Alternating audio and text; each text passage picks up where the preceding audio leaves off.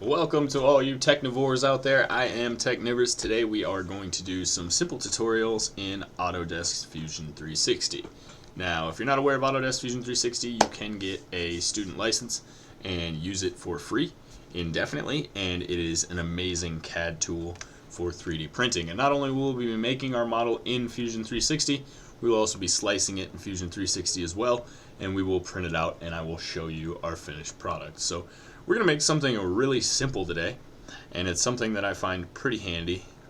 Basically, it's just going to be a harness that you mount to your wall that holds several rows of wire. So we're going to start with a simple sketch, and that's this button here. And in order to sketch, you have to pick a plane to sketch on. In the beginning, you don't have any planes in your architecture, so you're just going to use one of these origin planes. So I'm going to select the bottom face, and we are now looking at it from the top down. Like I said, this is a pretty simple model. So we are first going to sketch up our extrusion, and we're going to go ahead and make this about 55 millimeters wide. You can go ahead and hit tab or click over to the next dimension here.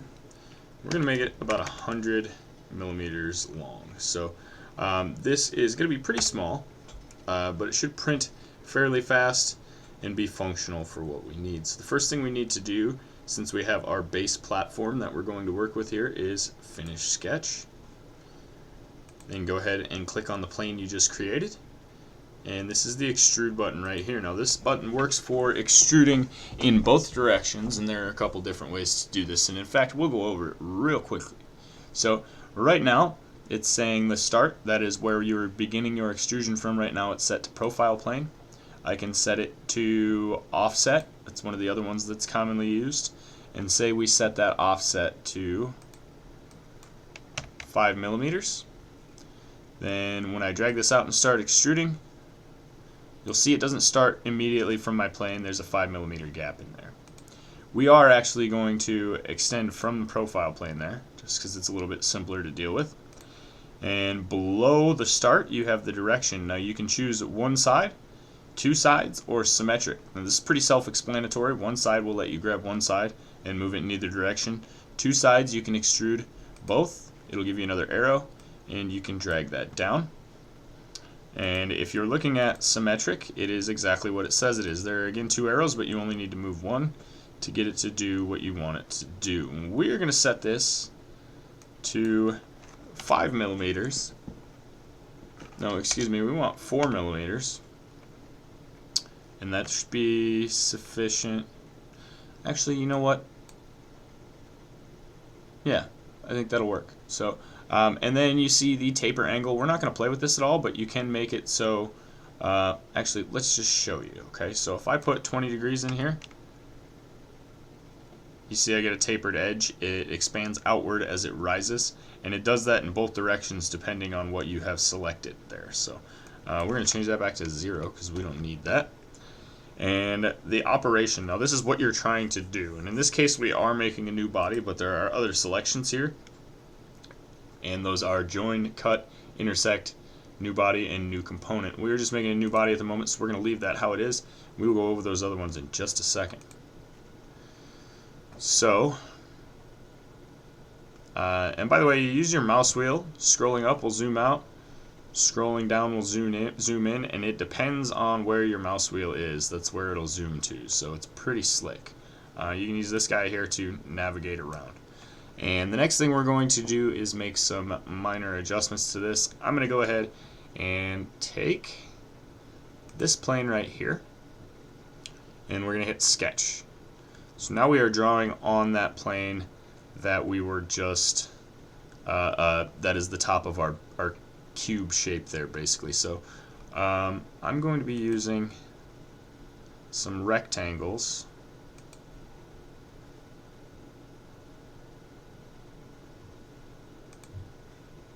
Basically what we want to do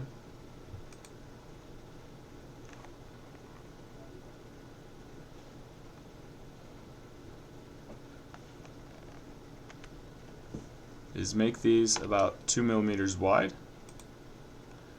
and then we're going to put a 1 millimeter gap in there. So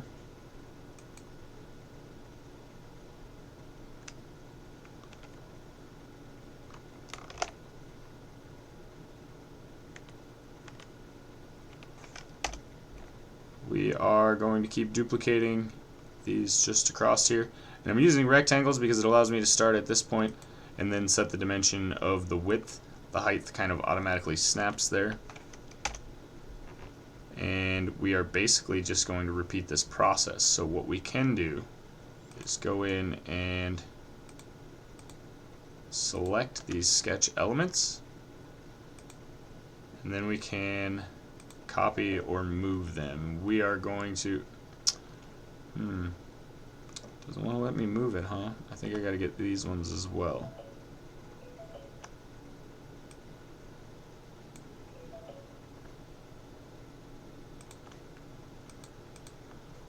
Okay, let's try that again. We'll go to modify, move, and then we will select our lines. Ah yes, doing it this way does give us the chance to create a copy. So basically, we're going to take that, drag it over, we'll make this -6, that should give us our 1mm gap, and hit OK. We are going to repeat that again. A lot of repetition here, but you'll see why we are making these lines in just a moment. As I said, this is going to be a mount for putting on the wall and holding different wires, and I'll show you one that I have already had for a while now, and it won't let me do that if there's anything selected. So, and I will show you the one that we're printing now. So modify,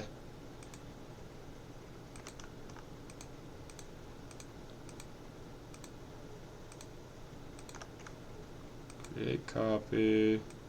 Alright, now in this instance,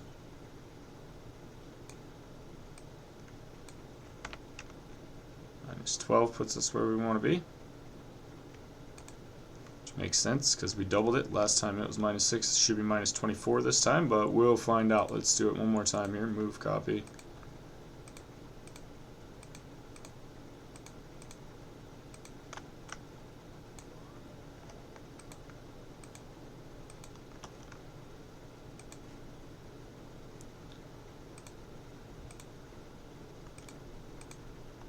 When I mass select things like that, it gives me issues, which is not cool. So we'll just keep rocking like this.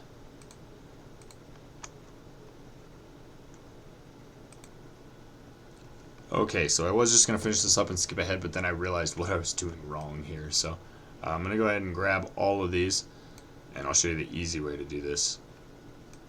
Grab all of these. Don't need that one. And then the menu just got shortened here, so you can just scroll down to the bottom and then hit create copy and then move it. This time we're going to do -48. Should put us pretty close to the edge. And not quite. Looks like we have a couple more rows to go, so we're going to go ahead and we need, I think, 2 more.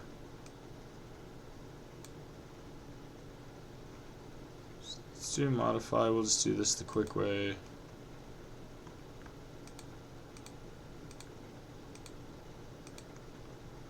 And I think this one should just move 6 again.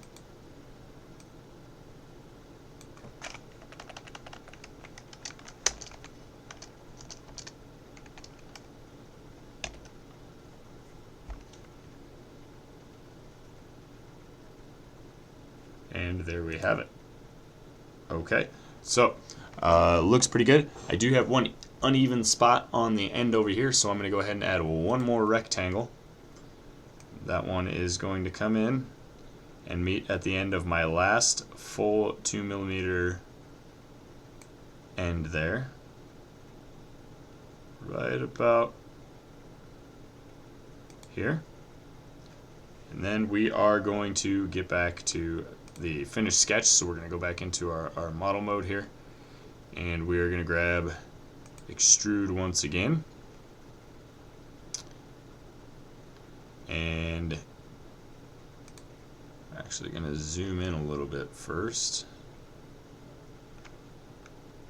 Then hit extrude, and we're going to select all of the 1mm faces. So every other one, the thinner ones.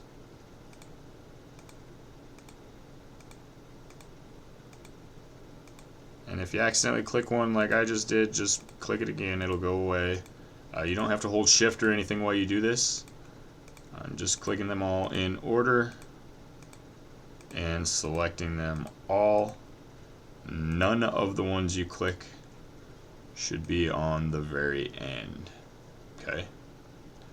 And then we're going to take and drag that arrow down. And you'll see all these red lines. This is because this time we are cutting. If you look at the operation, it automatically assumes, since we're going backwards through a model, that we want to cut. Now we can go ahead and join, and then we get this nice heat sink looking thing. But we are not going to do that. We are going to cut. So we're going to hit OK here. And there we have that. So you see it kind of looks like a comb here. Now we're going to come to the side plane. This one's going to be real simple. It's just one rectangle.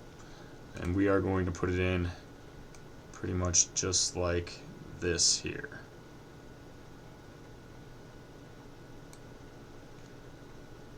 If I remember to click. There we go. Finish sketch. Go ahead and grab this bottom part of it. And we're going to drag it all the way back through there, again using cut. So you need to hit extrude again. Bam. There you have it. Okay, so we are almost done, except we need some way to mount this to the wall. So what we're going to do in that case is grab this plane right here in the back and hit sketch. Get to a good position to where we can work on it. And then on both ends, I'm going to do a 5 by 10mm rectangle.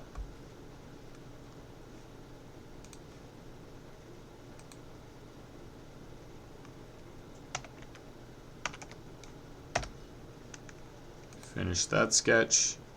Go ahead and grab both of those. This time you are going to have to shift to click because we haven't hit extrude yet. If you hit extrude first, it's going to get you to select the profiles you can actually select to without hitting shift that way. And this time we are going to extrude. So it says new body. As soon as I start extruding from here, it says join. So that's what we want. I think we're going to do 8mm here.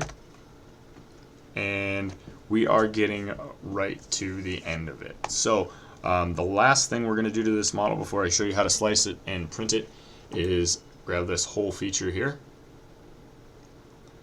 And we are going to place it in the center of this model here. Now this is, as you can see, not quite going to go all the way through my model, and I need it to. So I'm going to grab the end, pull it here. This is a screw hole, by the way. So we're going to use this to mount our wire rack to the wall. So we'll do that again. Right here. Want to again make sure that it goes all the way through our model. And I am looking at the whole radius here, this 4mm. That's about right, so that's what I want. We're going to hit OK. And you can also do this by grabbing both of these planes or clicking on one of the planes and sketching circles on both of them and then extruding those through. But this is basically our simple model here. And it is really simple, but it should print relatively quickly to give you an idea of what you're capable of with some quick drafting in Fusion 360. So what we need to do from here is check out one of the other workspaces. Right now we're in the design workspace. Let's take a peek at the render workspace just because it's pretty, and then we'll go over to the manufacturing workspace. So this gives you a rendering of what the model should look like when it is completed. You can go in here and change the appearance and a lot of that stuff, make things look pretty realistic. We'll play around with the renderer later. For right now, we want to go to manufacture.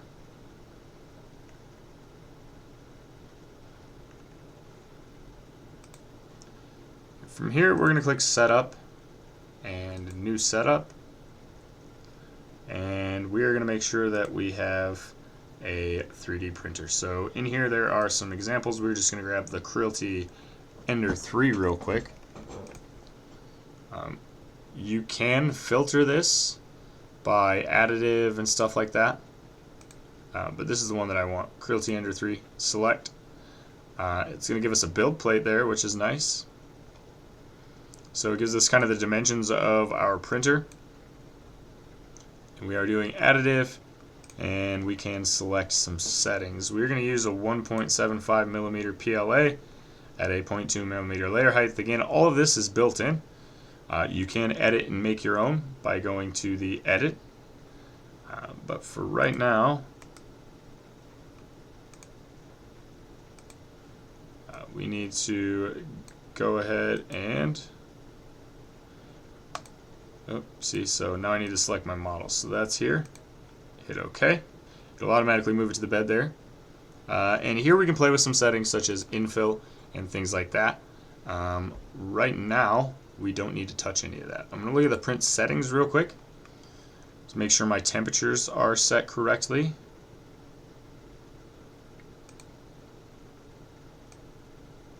It's a little high. We'll do 205. Bed temperature 55. We are going to run this on the Ender 3 here, so let's say that that's accurate. 2 millimeter layer height. Infill. There is a percentage for infill around here somewhere. There it is at the basic. We are going to do 100%. Hit OK. Don't need a raft, don't need any of that. And then the last thing we need to do is generate a toolpath. And this does take a second, but it shouldn't take long.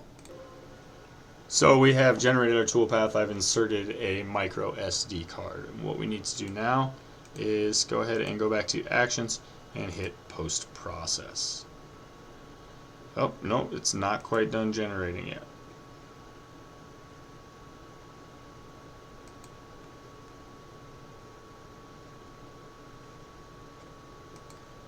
There it is. So now that we have a toolpath, and you can see that here underneath your setup that you've created, the toolpath, you click on that and then hit Actions and Post Process. And you should have this handy little menu right here. We are using generic FFF. Everything is pretty much built in. We just need a program name or number. And it did require me to use a number last time, so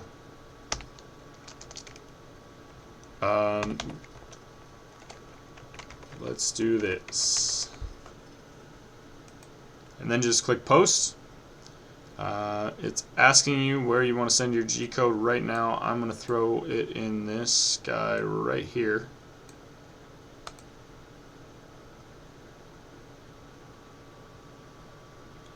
And then it is a waiting game for a few minutes. So we'll be right back in a second once this is finished slicing our file and everything. And when it does finish up, you're going to receive a notepad file that's going to pop up looking something like this.